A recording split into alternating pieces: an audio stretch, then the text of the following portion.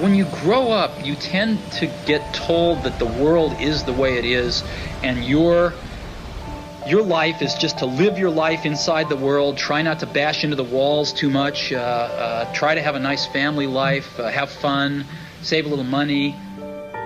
That's a very limited life. Life can be much broader once you discover one simple fact, and that is everything around you that you call life was made up by people that were no smarter than you. And you can change it, you can influence it, you can build your own things that other people can use. Once you learn that, you'll never be the same again.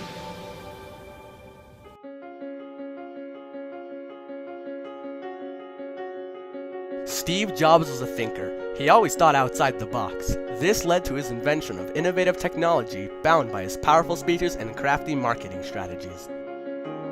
Why did he revolutionize the personal computing industry? To uncover the answer, we must first step into Jobs' shoes.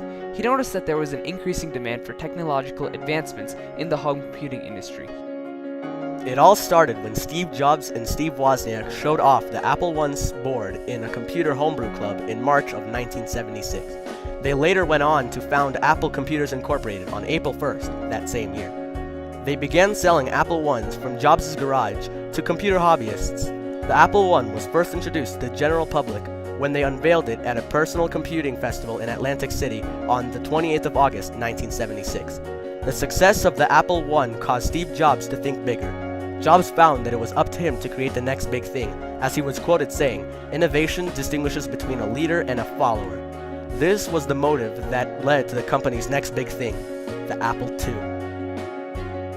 Steve Jobs' invention of the personal computer was one of the main sparks of home computing technology. Through the evolution of the Apple I, Apple II, and the Macintosh, Jobs was able to create a portable computer with a very simple user interface. Before, technology placed limits on who could use computers and their location. Only the elite with loads of money and advanced programming knowledge could afford to own one of these machines. Jobs was able to dramatically change this when releasing the Macintosh. At a price of $2,945 on release, it was known as one of the most affordable computers during this era.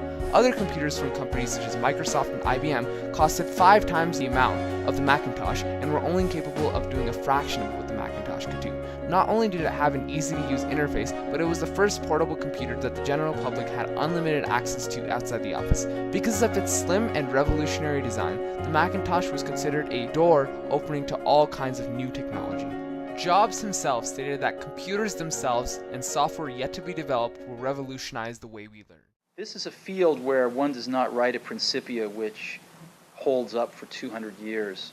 This is not a field where one paints a painting that will be looked at for centuries, or builds a church that will be admired and looked at in astonishment for centuries. No, this is a field where one does one's work and in 10 years it's obsolete and really will not be usable within 10 or 20 years. Steve Jobs was a strong believer in the idea of continuing to innovate. He wanted his contributions to be a basis for all future technology. As he stated, it is a field in which things become obsolete very quickly. By convincing people to continue to innovate, he was able to lay down the foundations for future companies to build upon.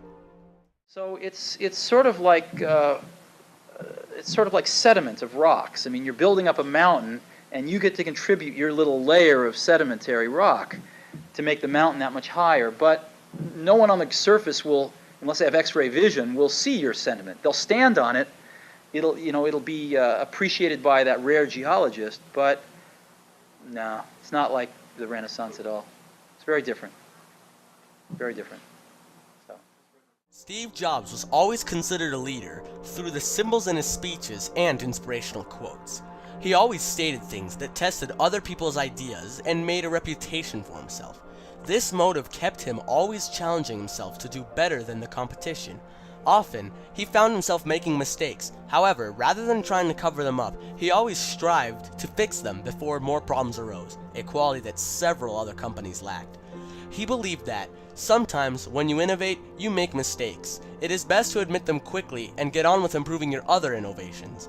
This ensured that Apple was a trustable computer corporation because they were able to admit mistakes and improve upon them rather than keeping them a secret and hoping no one had ever noticed. This was what kept Apple ahead of the competition all throughout the 70s and 80s. Steve Jobs was able to thrive as a successful businessman through his effective marketing strategies.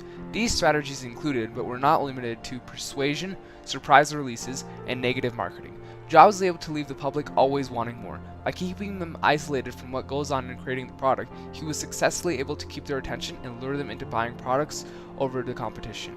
Due to these effective marketing strategies, computers such as the Apple II and the Macintosh had impressive sale returns throughout the US.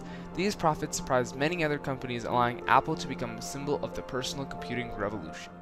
Quality is very important.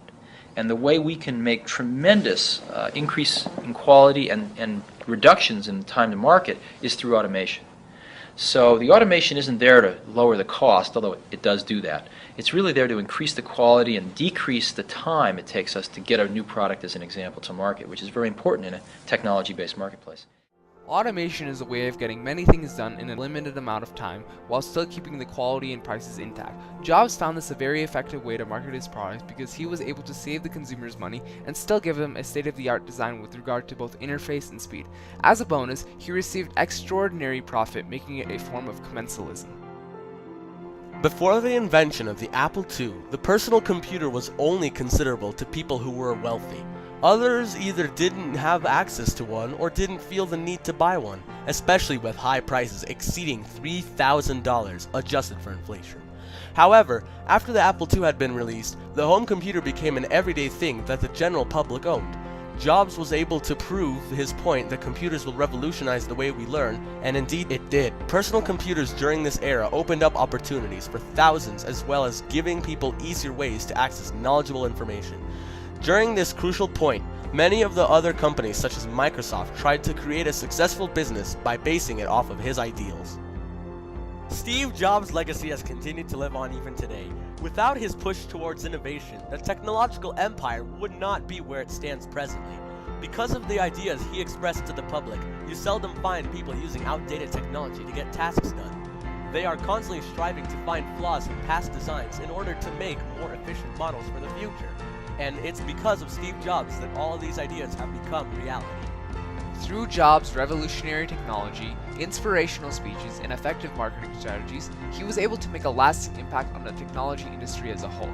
Without his contributions, none of the home computing companies would be where they are today.